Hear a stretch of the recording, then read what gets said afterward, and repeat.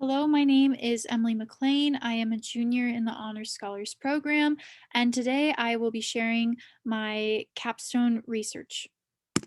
So, for this paper, I wanted to look at the question of what do humans owe each other, specifically in the context of romantic relationships. And to do this, I looked at two texts, Homer's The Iliad and the letters of Abelard and Heloise, specifically at two different couples. So the first was Abelard and Heloise themselves. Abelard and Heloise were a medieval French couple. Abelard was a teacher and scholar in the up and coming medieval university system, and he was hired to be Eloise's tutor. And out of this, they fall in love, and there's a secret love affair that then takes place between the two of them. Ultimately, however, they're discovered, and from there, a series of events takes place that ultimately leads to both of them entering into religious life. But they continue their correspondence, a correspondence through letters until Abelard dies. And this letters these letters reflect on and explore the nature of their relationship, their feelings about how it ended, and how they're moving forward. The other couple that I looked at was Hector and Andromache from Homer's epic poem, The Iliad. Um, Hector and Andromache are a husband and wife. Hector is the son of Priam, who is the ruler of the Trojans, and as such, Hector is a hero on the battlefield of the Trojan side, who ultimately does die in battle. But before he does, he returns home to say goodbye to Andromache and his infant son. And this is a very heartfelt scene shared between the two of them that explores their relationship more in depthly. So, with these two relationships in mind, I noticed that these four individuals had very specific commitments that characterize and inform these relationships or the relationships that they're in. And I wanted to look at the nature of these commitments and how this explores the tensions between love and sacrifice and loss that seem to be inevitably tied to their commitments. So, first, I looked at Hector. He's committed to Andromache and his son as a husband and a father.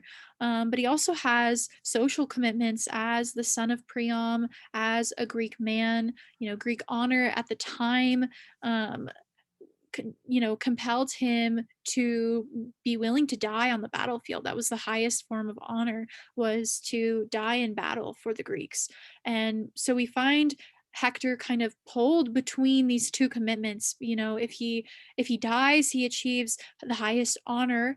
But if he dies, he leaves his wife and son. And if the Trojans lose, he leaves his wife and son to potentially, become slaves to the winning side. So there's Homer draws this really clear distinction and tension between Hector's commitments, and this is something that he has to navigate and to kind of decide between. But what's super interesting is about this tension, or at least very complex about this tension, is that ultimately there's loss either way. Either loss of honor or loss,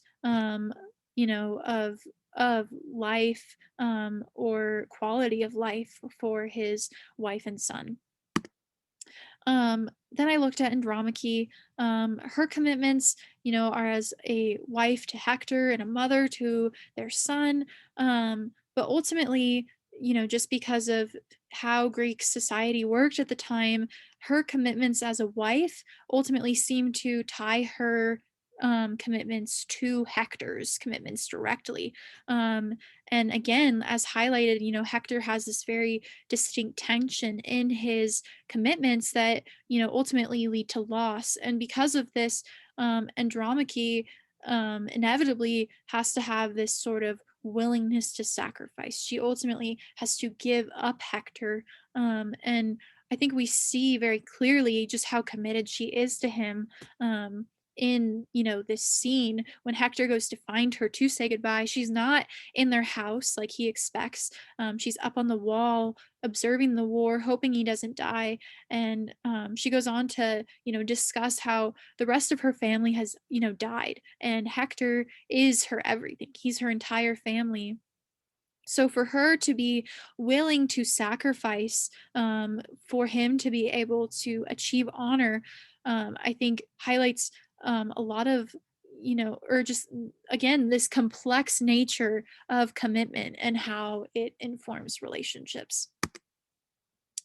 Moving on to the other couple I looked at. So Abelard has kind of two distinct commitments as well. One is to his scholarly duties and aspirations, and the other is to Eloise. Um, so I think, it's important to understand that, maybe what initially drew Abelard to Eloise was kind of this boredom in the intellectual world. He was unchallenged really by any other philosophers, and so this kind of pushes him to feel like he's going to pursue sexual satisfaction now. And I think though he finds something unexpected in Eloise. He thinks he's just yielding to the lusts of the flesh, but what he finds is a young woman who is very smart, who he notes, has her gift of letters is a charm for him, and he writes that they abandon themselves. That's the words that he uses, completely to love. But in doing so, he also finds himself kind of torn between two commitments because in abandoning himself to love, he's not able to be fully there in his commitment to his students, to his scholarly aspirations.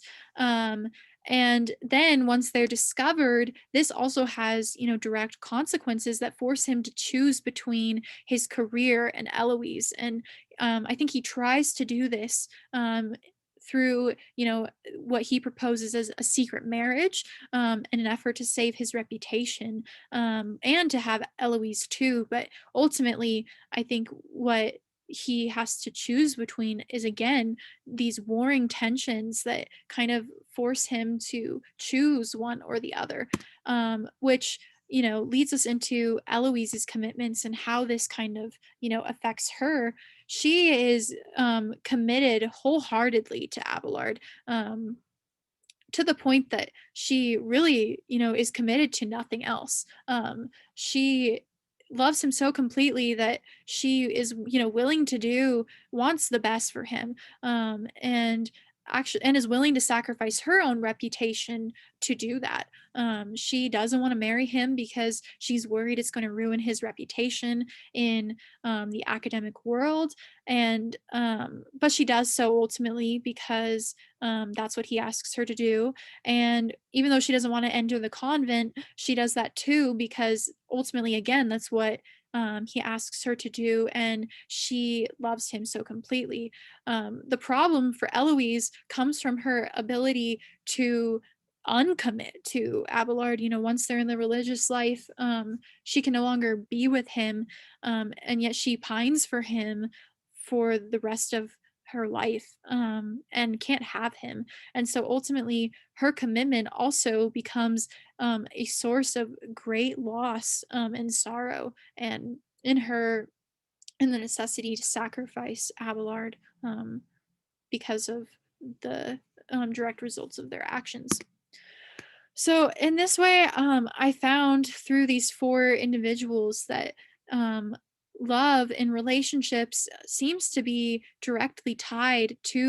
often tied to sacrifice and love. Again, I've given the examples of these specific individuals, but just in general too. I think that we find this in romantic relationships, and yet we do commit to each other, and don't seem to be deterred from commitment in spite of what seems like inevitable loss and sacrifice in love. um, and so ultimately, this is what I was able to explore through these two different texts. I'm not sure that either text necessarily answers um, the question of what is commitment or what do we directly owe, each other in relationships. What is the specific commitment that we owe?